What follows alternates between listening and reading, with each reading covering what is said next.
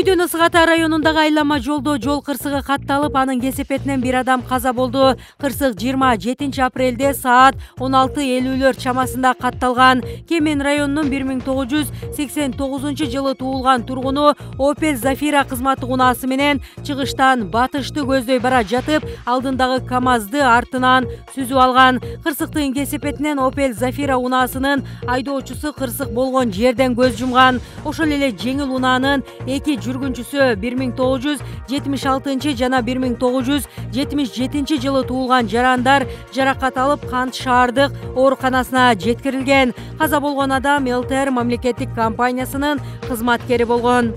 Оштогу ооруканалардан телефон уурдап жүргөн адам кармалды. Бул тууралуу шаардык ички иштер башкармалыгынын басма сөз кызматы билдирди. Ак Бура милиция бөлүмүнө Ош облустар аралык ооруканасынан жана Ош облустук балдар ооруканасынан бейтаптардын жана нөөмөтчү мед кызматкерлердин телефондору жоголуп жатканы боюнча 15тен ашуун арыз түшкөн. Айтылган фактынын негизинде иликтөө жүргүзүлүп, кылмышка шектүү катары мурдада уурулук кылган үчүн 4 жолу соттолгон Каракулжа районунун 1984 жылы туулган тургуну кармалган. Тергөөдөн белгилүү болгондой, шектүү ооруканаларга таңкы саат 6:00 чамаларында кирип уктап жаткан бейтаптардын, нөөмөтчү мед кызматкерлердин столдо калган же зарядда сайылып турган мобилдик телефондорун уурдап кетип турган.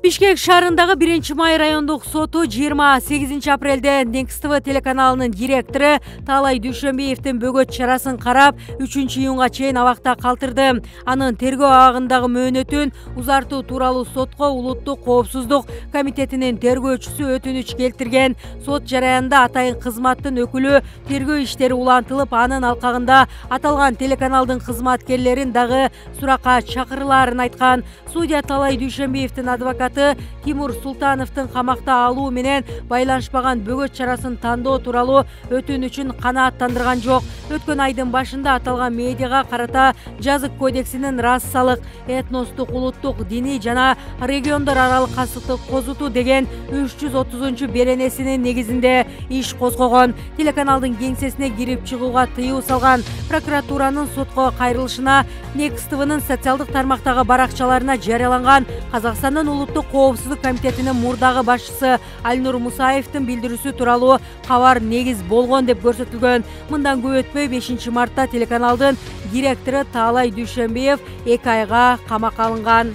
Кыргыз-тажик чек ара тилкелери боюнча эки тараптуу мамлекеттик комиссия ыраттуу түрдө ишин улантып жатат. Бул тууралуу президент Садыр Жапаровдун өткөн жылы Баткен облусунда болгон окуяга байланыштуу кайрылуусунда айтылат. Өлкө башчысы комиссиянын ишинде жылыш болуп жатканын белгилейт. Кыргыз-тажик мамлекеттик чек арасындагы талаштуу делген чек ара тилкелери боюнча маселелер дале болсо көйгөй бойдон калууда. Аны чечүү бизден кылдаттыкты, сабырдуулукту жана ыраттуулукту талап кылууда. Чек ара көйгөйлөрүн кошуна мамлекет менен бири-бирин сыйлоонун, урматтоонун алкагында тынчтык сүйлөшүү жолдору менен гана чечүү зарыл экендигин бүгүн дүйнөдө болуп жаткан окуялар тастыктап койду. Кошуна мамлекеттин жетекчиси да жакында Согди облусуна болгон иш сапарында чек ара маселелерин кыргыз тарап менен тынчтык сүйлөшүү жолдору менен чечүүгө кызыктар экендигин белгилеп кетти, дейт ал. Садыр Жапаров чек араны чечүүдө улуттук кызыкчылыкка басым жасалаарын айтты.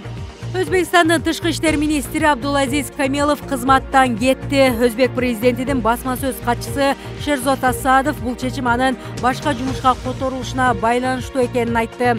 Маалыматка ылайык, Абдулазиз Камилов президентке караштуу коопсуздук кеңешинин катчысынын тышкы саясат жана коопсуздук боюнча жетекчинин орун басары болду. Бир ай мурун тышкы иштер министрлигинин басма сөз кызматы Абдулазиз Камиловдун саламаттыгы начарлап 10 күн ооруканада жатканын кабарлаган. Азаттыктын өзбек кызматы Өзбекстандын өкмөтүнө жакын булактарына таянып, Абдулазиз Камиловдун министрлик кызматка кайра келбей калышы мүмкүн экенин жазды. Буга анын саламаттыгы эмес, Өзбекстандын парламентинде Украина тууралуу айткан сөздөрү себеп болушу ыктымал деген. Камилов парламенттин 17 марттагы жыйынында Ташкент Украинанын чыгышындагы өздөрүн Донецк жана Луганск элдик республикалары деп атап алган жикчил топторду тааныбай турганын жарыялаган.